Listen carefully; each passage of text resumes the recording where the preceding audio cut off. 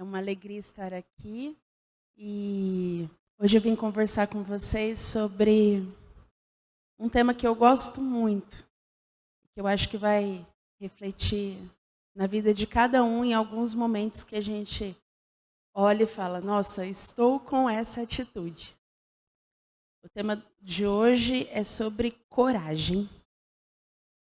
Eu vou escrever na lousa como sempre professora, né? A gente gosta do quadro e eu acho que ajuda a gente aqui.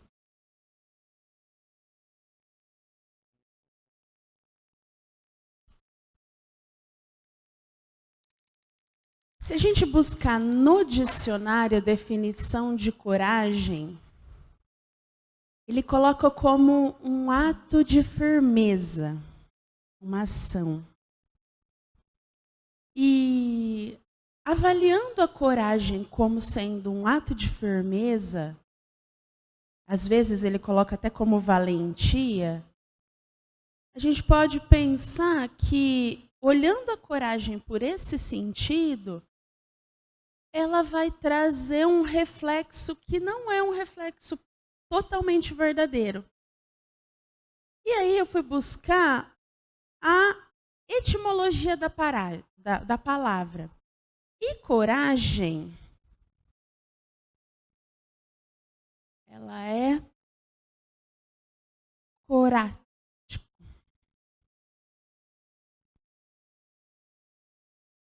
Cor de coração. Aticum, de ação de. Então, o sentido da palavra coragem é a ação do coração. Agir com o coração.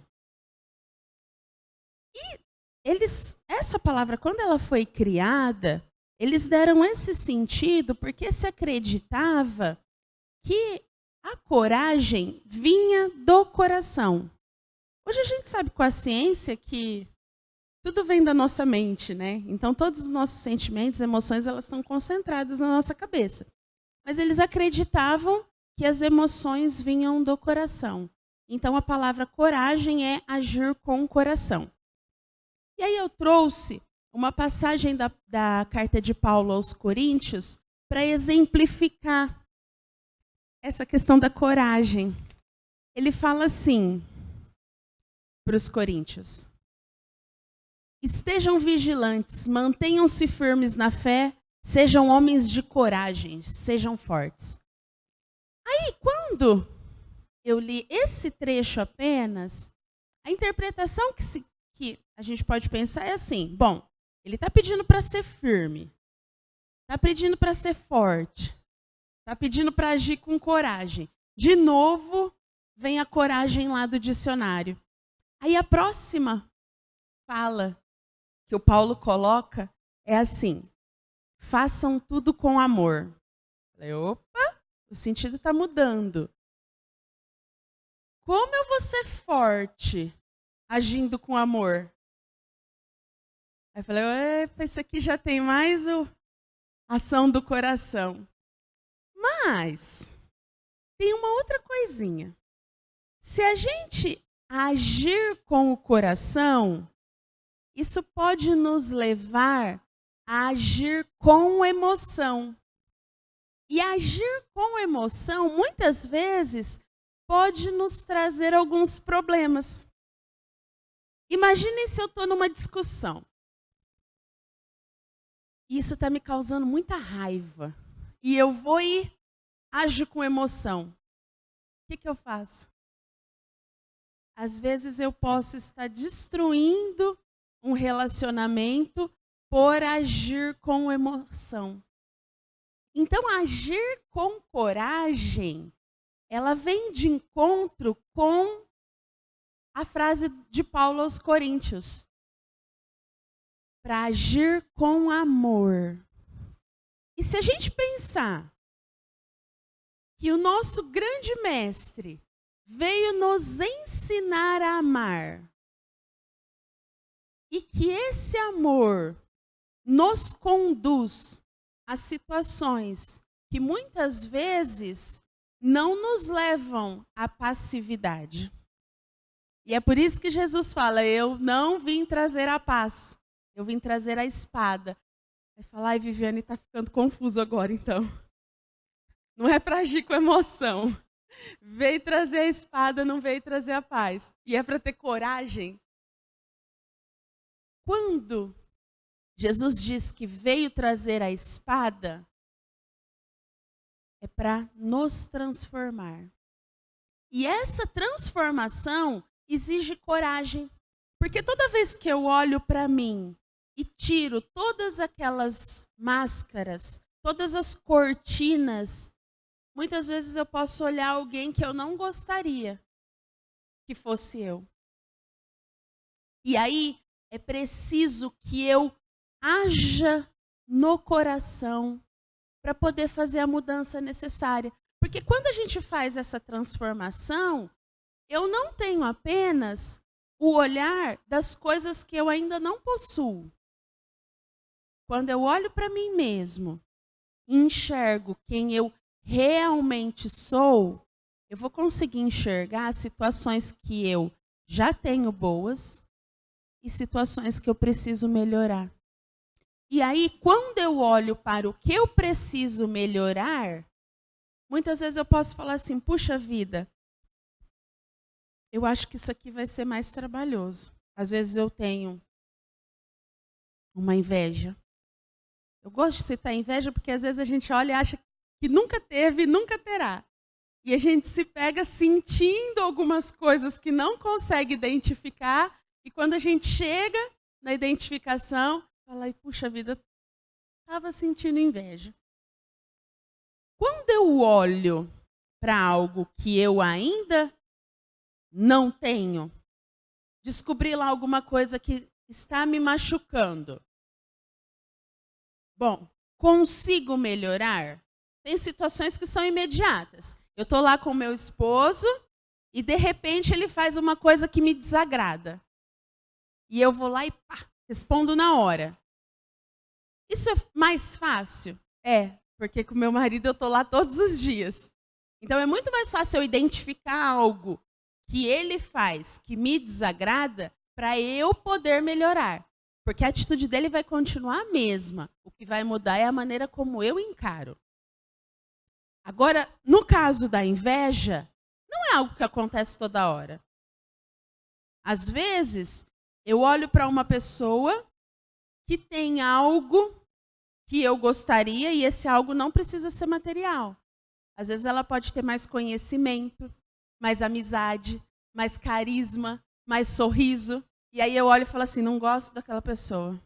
Não sei, ela tem uma coisa assim que meu santo não... Aí a gente vai, cavuca. Puxa, estou sentindo uma coisa por aquela pessoa porque ela tem algo que eu não tenho. E aí como que a gente melhora? Com coragem. Quando eu olho para o outro e entendo o que ele tem, que eu não tenho, no caso da inveja, identifiquei em mim. As minhas atitudes vão mudar com relação a isso, porque já está identificado. Toda vez que a gente age inconscientemente, a nossa resposta é mais agressiva. Então, se eu ajo com a emoção é inconsciente. Às vezes, depois que passa, eu identifico, às vezes eu nego. Mas se eu tiver a coragem de olhar para mim e falar assim, tá apitando? Tô sentindo alguma coisa que não é bacana? Tenha uma coragem de identificar, de vasculhar. Porque se nós fomos criados com a essência divina, esses sentimentos que vão nos envolvendo, eles não fazem parte da nossa essência. Eles são aconchegados, eles são trazidos a nós pela nossa convivência. Então é muito mais fácil hoje, por exemplo, vocês estão aqui, vocês poderiam estar em casa, sentados no sofá, assistindo TV. Então vocês já tiveram uma proatividade em mudar. Mas a maioria das pessoas que nós conhecemos, onde estão? Estão assistindo TV, estão no barzinho, estão tomando uma cerveja, estão tendo atitudes que são ruins? Não, não são ruins. Só não nos desperta para algo melhor. Estar sentado no sofá é uma delícia. Eu devo ter ficado sentado no sofá pelo menos umas 100 encarnações. Quando não era sofá, era pedra. Mas estava lá, encostada, relaxada, preguiçando. E quando eu descubro que eu estou no ócio do sofá, eu falo, opa, estou incomodada, já não vou sentar mais. Por quê? Porque essa decisão, essa atitude, ela nos causa, inicialmente, um estranhamento. Mas depois, a gente começa a gostar, porque se eu venho aqui, no centro, e toda vez que eu venho, eu levo algo daqui para a minha vida, eu já não consigo mais ser a mesma. E aí, a cada dia que passa, é como se a gente estivesse assim, ó. Aqui somos nós. Aqui dentro está a essência divina. Ela está lá adormecida. E a gente vem e leva uma vida fora dos ensinamentos de Jesus, mas está tudo certo. Deus não tem pressa. Aí a gente vem de novo, e aí de repente eu resolvo que eu não quero mais aquela atitude que eu sempre fiz, que pode ser a de estar sentado no sofá. Não, eu decidi que uma vez por semana eu vou no centro. O que acontece com a essência? Ela aumenta, porque eu tive a decisão. Mas, aqui, ainda está tudo velho homem. Então eu tenho todas as mazelas que eu carrego, todos os melindres, todas as situações que me colocam em embate com as pessoas, toda a mágoa, todo orgulho, enfim, tudo aquilo que a gente precisa melhorar. Só que cada vez que eu tomo a decisão, a minha essência vai aumentando de tamanho. E aí, as pessoas que estão ao nosso redor vão percebendo que tem alguma coisa que está diferente do comum. Só que para essa essência aumentar, eu preciso do ato, da decisão, da mudança. E essa mudança só vai acontecer quando eu romper com aquilo que eu olhava. Aí vamos voltar lá. Ação do coração. Se ter coragem é agir com o coração, eu não preciso imaginar que eu tenho que ser 100% bom. Às vezes a gente ouve as histórias do Chico e aí pensa assim, puxa vida, né? Será que algum dia eu vou chegar em toda essa bondade, toda essa doçura, todo esse olhar humano, toda essa essência divina? E aí eu posso afirmar que sim. Não sei em quanto tempo. O que vai nos fazer ser mais ou menos é o ato de decisão. É a coragem.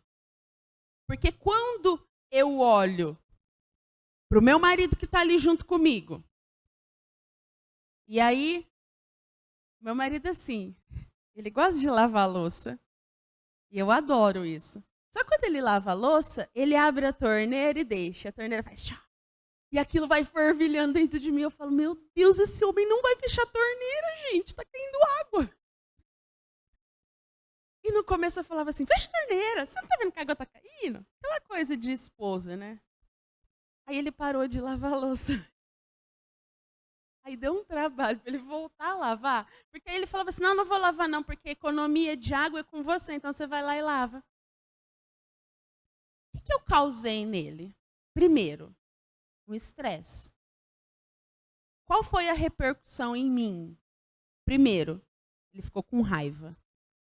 Depois, eu ganhei mais um trabalho.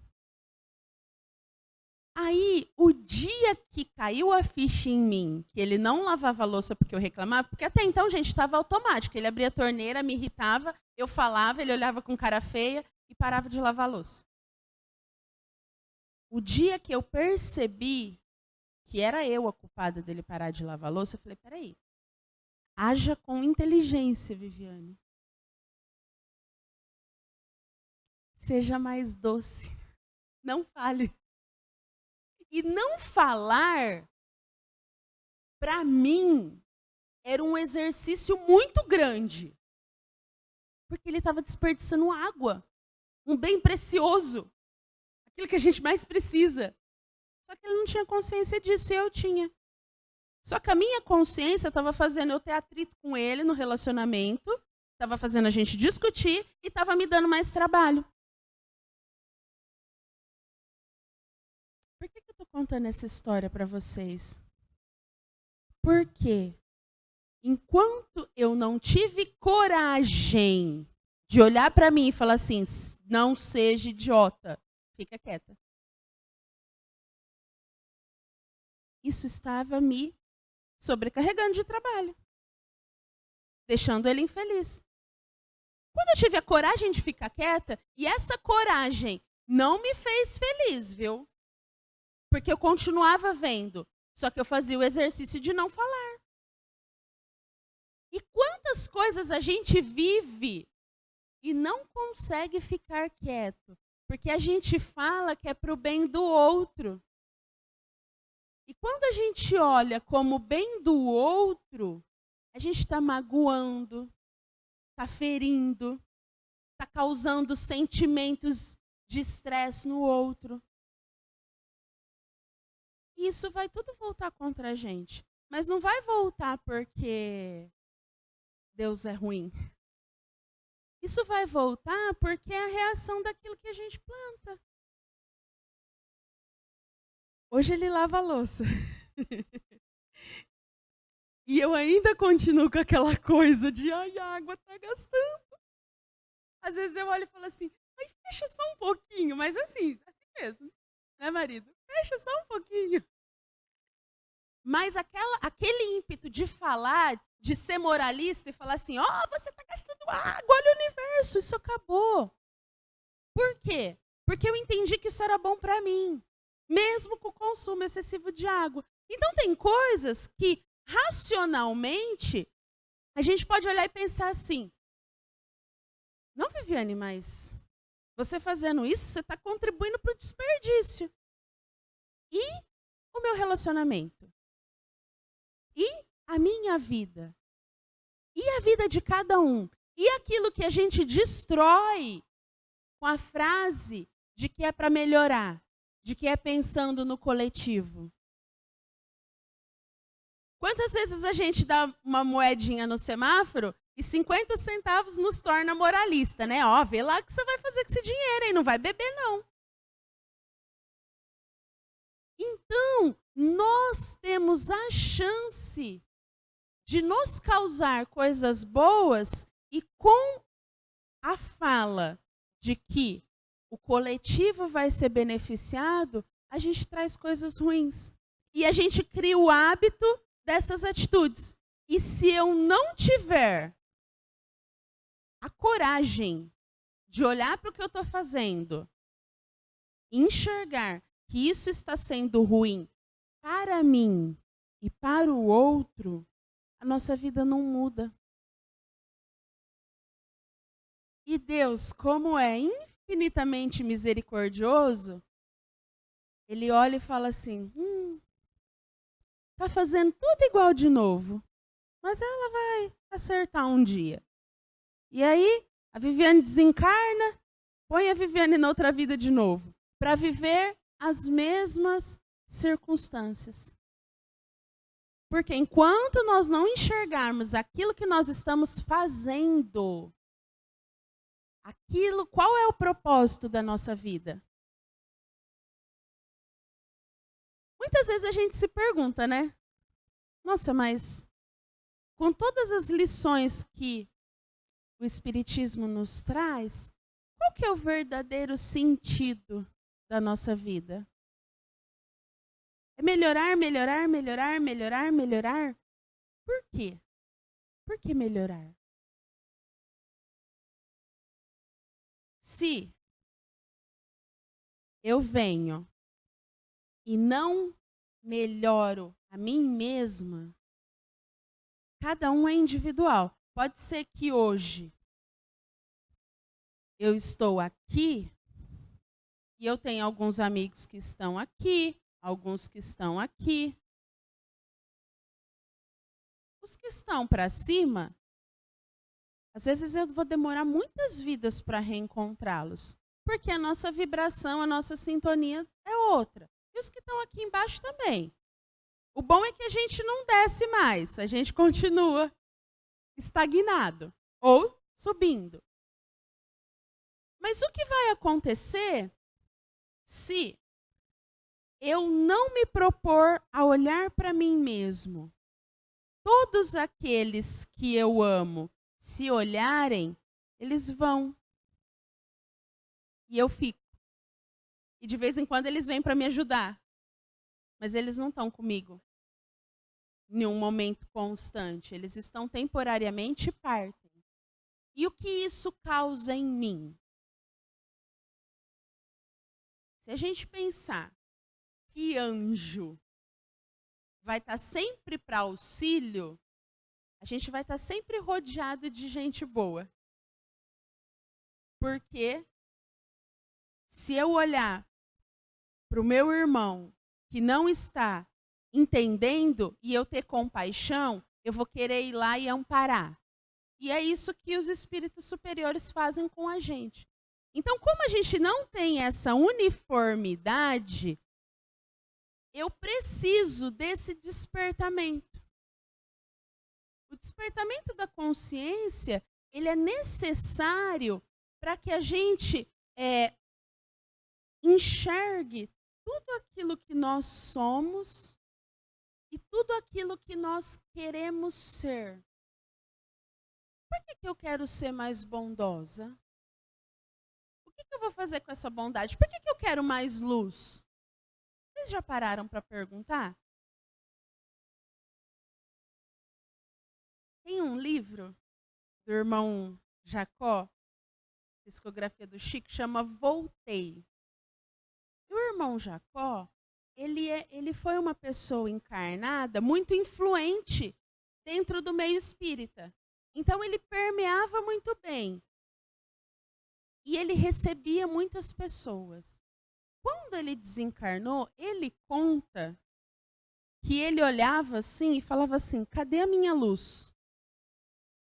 E às vezes ele encontrava com algumas pessoas que, quando encarnado, ele cruzou, e as pessoas irradiavam luz imensa. E aí tem um episódio que um senhor chegou a ele e disse assim: "O seu Jacó, cadê tua luz? Porque o senhor na Terra era tão iluminado, tão cheio de ideias, mas aqui eu acho que o senhor está meio apagadinho." E olhando para essa cena, vamos pensar o seguinte: por que é que eu quero luz? Para mostrar para as pessoas que eu irradio? Ou para ser na vida das pessoas? Eu quero ter luz ou eu quero ser luz? Porque a luz, ela guia. Se tivesse tudo escuro aqui e alguém acendesse um palitinho de fósforo, essa luz ia nos guiar. Porque a gente acendeu, todo mundo ia se voltar para ela. Então, luz é sempre guia. Então, por que é que eu quero ser luz? O que é que eu quero trazer com essa luz? Porque aí, quando eu tenho esse significado dentro de mim, eu consigo determinar quais são as situações que eu quero melhorar. Por que é que eu quero melhorar? Quando o Evangelho traz que a felicidade não é deste mundo, eu sempre fico jururu com essa frase, porque dá a impressão que a gente veio para sofrer. Se a felicidade não é desse mundo, então esse mundo é de sofrimento. E se a gente avaliar bem o contexto dessa frase, ela é assim: a felicidade como os espíritos enxergam não é da Terra. Porque a gente não tem noção da imensidão e do sentimento que é de felicidade. Mas a gente vive alguns momentos. Então nós viemos para ser feliz, porque é essa felicidade que nos motiva, que nos alavanca a ser melhor. Só que para eu buscar essa felicidade, eu preciso de atitude.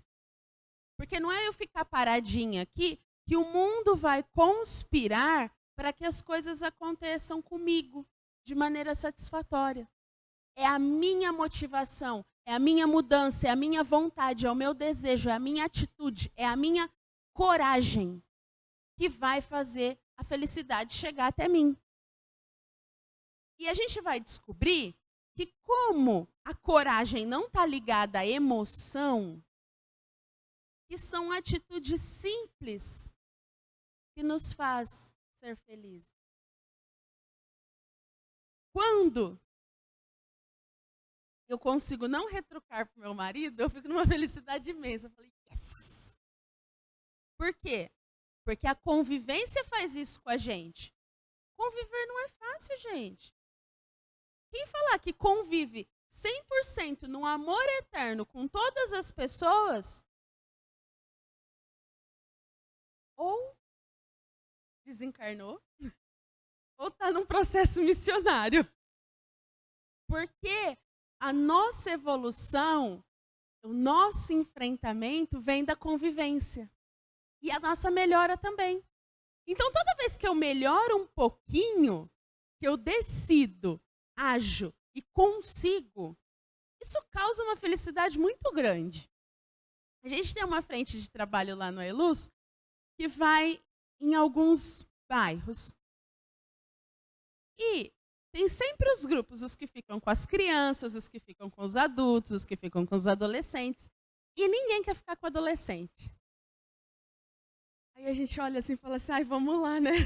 No exercício do adolescente. E trabalhar com adolescente, bom, todo mundo sabe. Eles estão batendo de frente com a gente, eles não fazem as atividades, eles ficam no enfrentamento. Quando a gente decide encarar a situação, não, essa traz para mim que essa eu vou encarar. Muitas vezes isso vai causar um estranhamento, um sentimento que às vezes não é aquele sentimento que a gente gostaria. Porque aí assim, a gente pensa assim, né? Ah, estou me doando para a caridade. Então eu vou chegar lá, vai estar todo mundo sorrindo para mim, todo mundo feliz, vem a Viviane, me abraça, que você é a pessoa mais boa do mundo. E não é. E quando a gente tem esse choque, isso às vezes causa uma raivinha, às vezes causa um milindre, dependendo do que acontece lá. E trabalhar esse sentimento dentro de nós é o que nos faz melhor. Hoje, a gente chega lá, não sou só eu, tem mais pessoas que vão junto comigo com os adolescentes. Eles sorriem, ai, que bom que você veio. A gente fala, ufa, yes, agora vem o mais difícil. Por quê? Porque são conquistas que a gente faz de pouquinho em pouquinho. E eu não estou falando isso que é para a gente sair fazendo caridade para todo mundo. Eu estou dizendo que, às vezes, esse exercício de dar um pouquinho mais pode estar lá, pode ser o nosso filho, pode ser o nosso marido, pode ser a sogra, pode ser a cunhada, pode ser o irmão, a mãe, o pai. Todas as pessoas que estão ao nosso redor, elas estão para o nosso melhoramento. A gente reza acordado para afastar essa pessoa da gente, e quando a gente dorme, a gente implora para que essa pessoa continue perto da gente, porque são essas pessoas que vão nos melhorar, sempre. Mas para isso, eu preciso de coragem, para entender, para aceitar, para compreender, para resignar de que isso vai me fazer melhor. Então hoje, quando os adolescentes vêm e fazem sorrisinhos para a gente, é uma delícia. Isso traz uma felicidade imensa. Um sorriso de adolescente. Já entendi uma partinha da felicidade? Já, por quê? Porque já conquistamos. Então essa conquista é de pouquinho. Então ir lá causa felicidade. Estar lá causa felicidade. Voltar para casa me causa o quê?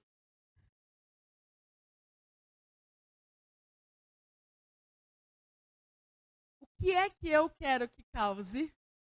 É isso que eu vou trabalhar. Se voltar para casa me causa felicidade, então eu vou começar a buscar o que é que não me causa tanto para eu começar a transformar isso. E aí a gente vai viver aqui na Terra a felicidade da Terra. Porque o que é a nossa felicidade aqui? Se a felicidade não é desse mundo, o que a gente vive aqui? Situações para nossa melhora. Só que quando eu encaro essas situações como melhora, elas deixam de ser dolorosas. Elas são vistas apenas como situações. E aí por isso que muitas vezes a gente vê pessoas que demonstram ser muito felizes, mas a demonstração não é aquela de rede social, não. Porque às vezes a coisa dentro da pessoa está desmoronando e lá na internet tem sorriso, tem família, tem amigos e a pessoa é sozinha. Não é essa situação que eu estou colocando. É aquela que cada um carrega.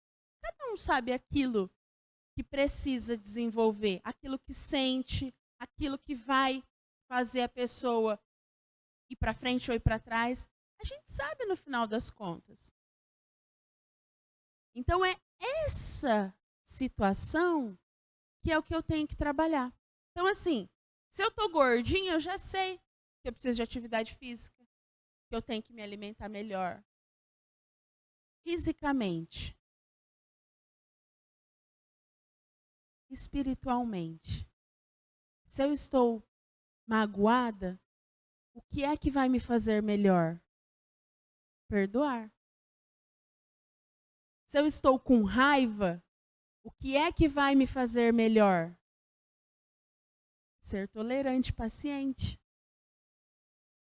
Se eu estou irritada, o que é que vai me fazer melhor? Ser mais tranquila. A gente sabe o que precisa para ser melhor. Todo mundo sabe. O que vai nos diferenciar? O que vai nos permitir ser, então? Coragem, gente. Então, assim, eu encerro o nosso estudo de hoje com o desejo imenso de que nós tenhamos a coragem para olhar quem somos e decidir ser melhores.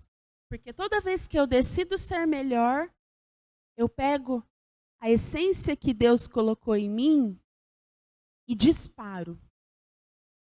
E faço brilhar. E faço ser. Porque aí as pessoas vão olhar para a gente e falar o seguinte: o que você tem que você é diferente? Assim, diferente? Não, não sou diferente. Não, você é sim, você é diferente. Por quê? Porque eu estou deixando brilhar, eu permiti brilhar a essência de Jesus em mim. A fagulha divina de Deus dentro de mim, eu estou permitindo. E eu só permito com coragem. Não tem outro caminho. Gente, boa noite.